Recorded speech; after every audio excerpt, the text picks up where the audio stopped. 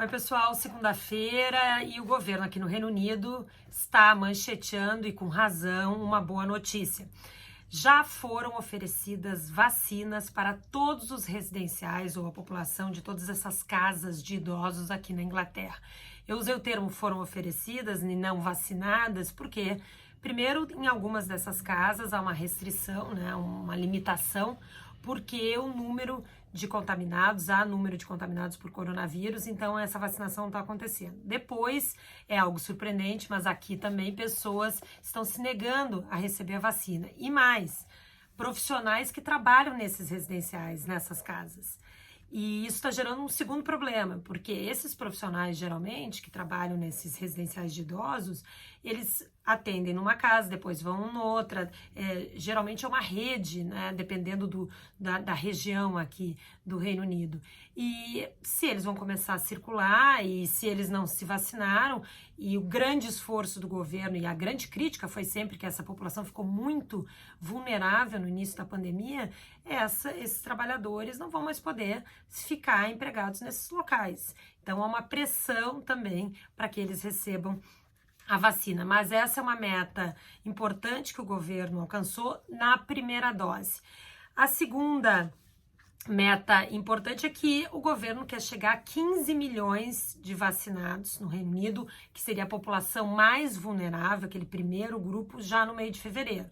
Se continuar assim, tudo indica que vai conseguir alcançar a meta, até porque no sábado, no fim de semana, quase 600 mil pessoas foram vacinadas num único dia, o que é um número alto, o governo conseguindo manter esse ritmo, principalmente nesses grandes centros que montou de vacinação com milhares de voluntários que estão trabalhando, o exército está ajudando também. Então há uma grande mobilização aqui para essa campanha de vacina.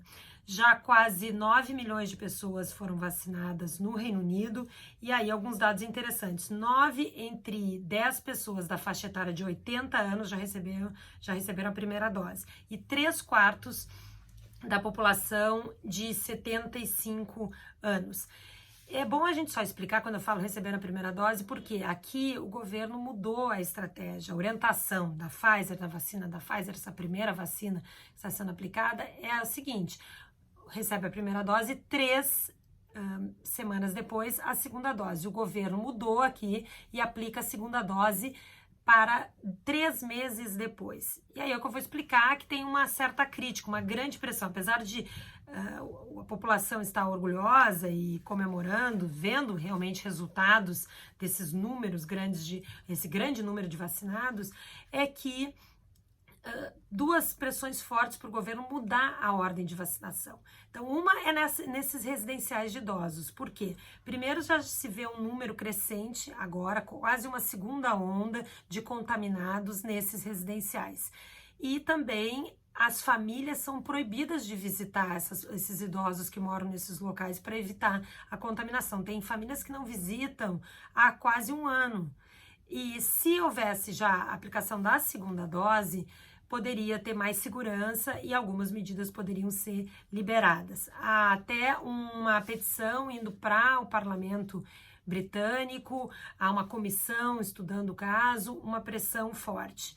O segundo ponto de pressão para mudança de ordem nessa lista de vacinação é na área da educação, porque esse já muito mais organizado, porque o próprio líder da oposição, Keir Starmer, ele realmente já se posicionou abertamente, vem defendendo, vem fazendo campanha para que o governo faça com que os professores furem a fila, subam de categoria e passem a ser agora, depois dos idosos, a próxima categoria a ser vacinada.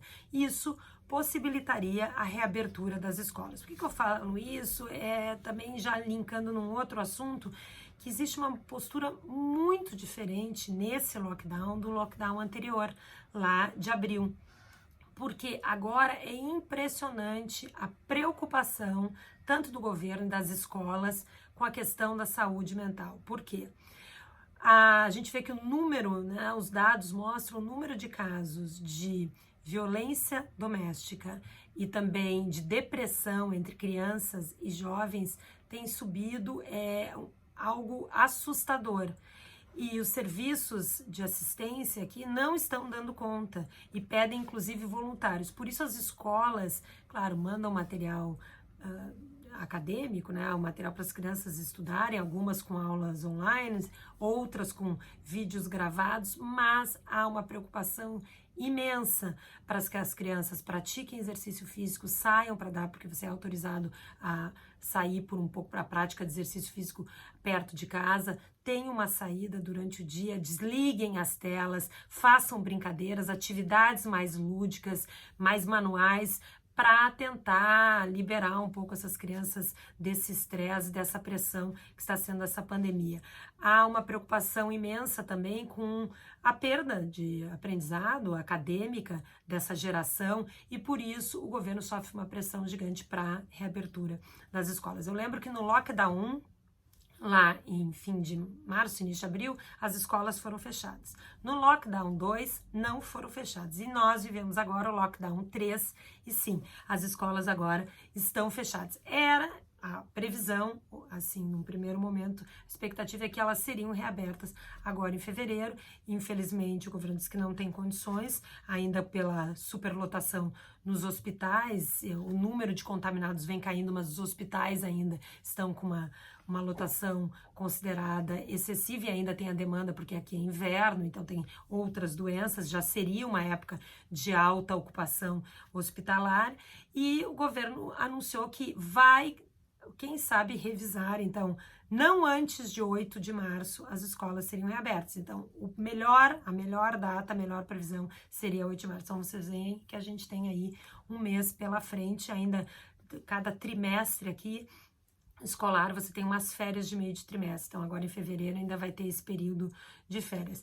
É algo preocupante mesmo, para a perspectiva de quando essas crianças, ou esses jovens até universitários também voltarão para as escolas. Por fim, eu vou comentar um outro assunto que está chamando a atenção aqui, que é um caso de racismo, mais um no futebol inglês, envolvendo um jogador que já tem uma bandeira social muito grande, que é o Marcus Rashford, que ele é do Manchester United, ele fez o ano passado algo impressionante, ele foi condecorado inclusive pela rainha, ele fez o primeiro-ministro mudar de ideia e manter a alimentação gratuita para as crianças mesmo durante o período de férias, essa ajuda que o governo dá para famílias em situação de risco mais necessitadas. Ele se mostrou um rapaz de 23 anos, muito maduro, se posicionou muito bem nesse assunto, e agora ele foi vítima de racismo na sua conta no Facebook, depois do jogo com o Arsenal, que foi um empate, e ele disse o seguinte, né? Ele acabou se manifestando pelas redes sociais. Sim, eu sou um homem negro e vivo todos os dias orgulhoso disso. Ninguém ou qualquer comentário vai me fazer sentir diferente. E aí ele disse que não ia identificar as contas e o que ele recebeu, porque ele é seguido por muitas crianças e ele não queria submeter essas crianças a esse tipo de mensagem, mas ele deixou claro que recebeu essas ofensas. Houve uma grande manifestação de solidariedade, outros jogadores se manifestaram, e aí o mais importante, que foi, a gente fala tanto da família real, né, e o que para que serve, todo o lado glamour, mas tem um lado de chamar atenção e catapultar um assunto para ter repercussão no mundo inteiro. Esse é um dos bons papéis, né, das funções aí de um real aqui. E o Duque de Cambridge, que é o William, o príncipe William, o segundo na linha de sucessão, ele se manifestou sobre isso. Ele escreveu o seguinte: todos nós temos a responsabilidade de criar um ambiente onde tal abuso não seja tolerado e aqueles que optam por espalhar o ódio e divisão são responsabilizados por suas ações. Essa responsabilidade se estende às plataformas onde grande parte dessa atividade agora ocorre.